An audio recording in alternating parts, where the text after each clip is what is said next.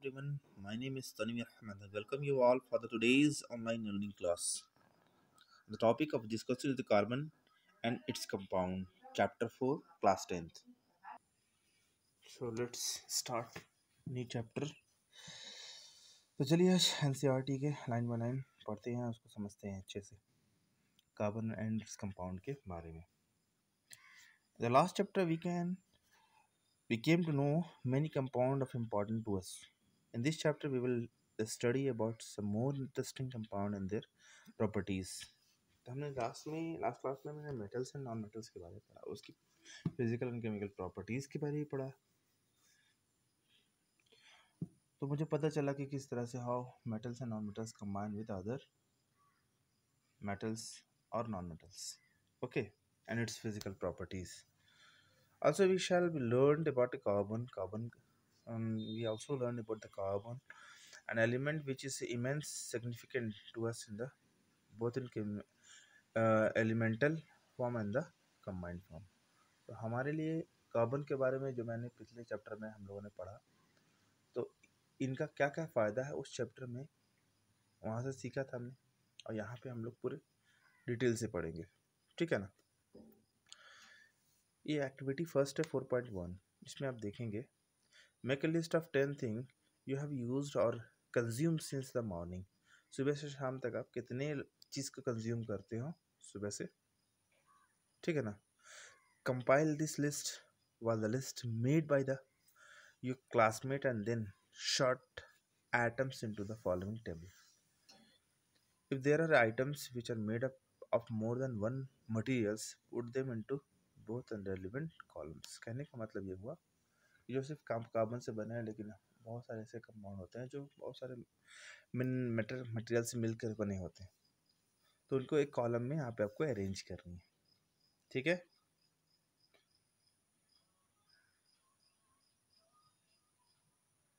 ये कॉलम दिए हुए हैं, यहाँ पे आपको फिलअप करनी है. Thing made of metals, things made of glass, clay and others. Okay, तो स्टार्ट करता हूँ. Look at the item that come in the last column. Your teacher will be able tell you that most of them are made up of the compound of carbon. तो जितने सारे, जैसे कि मैंने पिछले चैप्टर में आपको समझाया था, कार्बन के कितने सारे एलोट्रोप्स होते हैं. एलोट्रोप्स कहने का मतलब ये हुआ कि उनके टाइप्स, मतलब कि जैसे मैंने बताया था ग्रेफाइट है, डायमंड है, नहीं बताया था, लेकिन इस चैप्टर में हम लोग अच्छे से पढ़ेंगे. सिर्फ ग्रेफाइट के बारे में पढ़ा था क्योंकि वो इलेक्ट्रिसिटी कंडक्ट करती हैं, उनका एक्सेप्शन है मेटल नॉन मेटल में वो. ठीक है ना. तो यहाँ पर आप क्या देखेंगे, what would be the production if the compound containing carbon is burnt. जब कार्बन को क्या जलाएंगे तो वो किस तरह के कंपाउंड का फॉर्मेशन करेंगी. Do you know of any test to confirm this. तो इसको जलाने के बाद कौन कौन से टेस्ट कर सकता हूँ कि इसके अंदर कार्बन है, या जो भी कंपाउंड बने उनको टेस्ट करने के लिए कि ये कंपाउंड मौजूद है, उनके लिए भी टेस्ट के बारे में भी पढ़ेंगे. For a cloth medicine works or many of the things that we listed are all based on this versatile element carbon. In addition, all living structure are carbon based. तो जितने सारे हम लोग क्लोथ पहनते हैं, मेडिसिन खाते हैं, या फिर फूड कंजम्पशन करते हैं, बुक्स को जो हम लोग रीडिंग करते हैं, और बहुत सारी चीज़ें, तो वो कैसे है.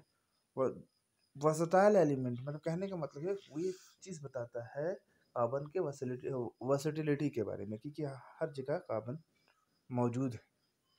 Okay, the amount of carbon present in the earth crust and it is atmosphere is quite merge. ठीक है.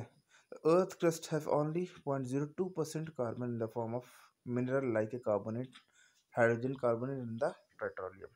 तो 0.02% तुम्हारे क्या है, जो कि आपके क्या है कार्बोनेट में, पेट्रोलियम मतलब कि मौजूद है आपका हाइड्रोकार्बोनेट में, हाइड्रोजन कार्बोनेट मौजूद है, कोल में पेट्रोलियम मौजूद है.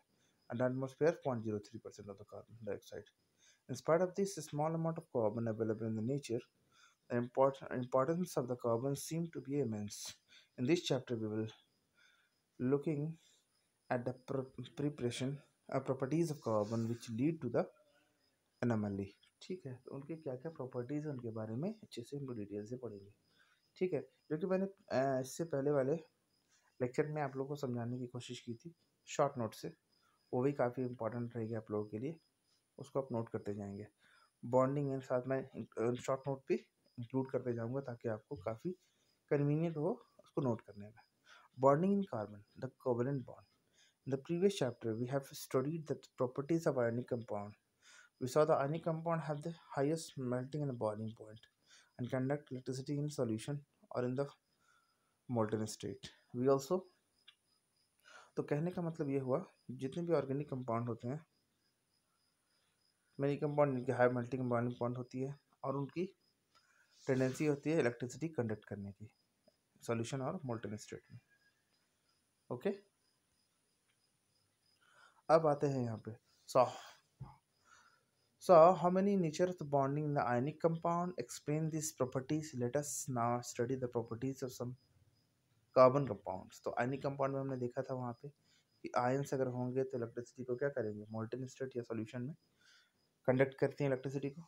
यहाँ पे अगर हम बात करेंगे कार्बन के जितने कंपाउंड वो कोवेलेंट कंपाउंड हो।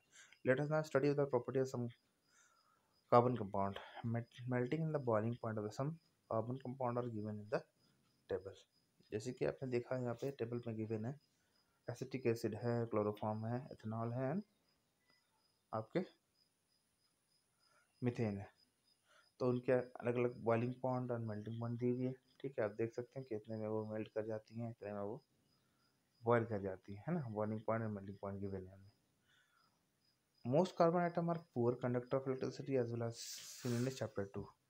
तो कार्बन कंपाउंड जितने भी होते हैं आपके क्या होते हैं, पुअर कंडक्टर ऑफ इलेक्ट्रिसिटी होती है।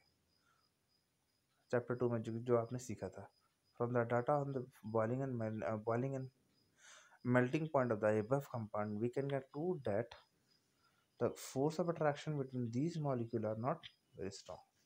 अब इतने कम होने के बॉइलिंग और मेल्टिंग पॉइंट होने की वजह से जो फोर्स ऑफ अट्रैक्शन उनका बहुत कम होता है। Since this compound are largely non conductor of electricity, we can since these compounds are large non-conductors of electricity, we can conclude that the bonding is these compound doesn't give rise to any ions. तो जिस तरह से आसानी से टूट जाने की वजह से कोई आयंस का फॉर्मेशन नहीं करते हैं। In class 9th we learned about the combining capacity of the various element and how it depends on the number of valence electrons. So let us now look at the electronic configuration of carbon.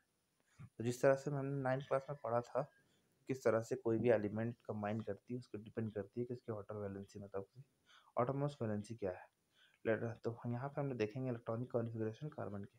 Atomic number of A carbon is 6 होती हैं। तो what would be the distribution of electron in a various shell for a carbon? How many valence electron will be carbon have? कहने का मतलब ये carbon के item है, ये सेंटर होगा, सेंटर के बीच में पहला है आपका। तो पहले वाले में जो होंगे, जैसा कि यहाँ मैं दिखाना चाह रहा हूँ, मान लो ये आपका बड़ा वाला शेल होगा, इससे छोटा वाला शेल हो गया आपका न्यूक्लियस, ये प्लस चार्ज। ठीक है, ये हो गया आपका प्लस चार्ज यहाँ पे।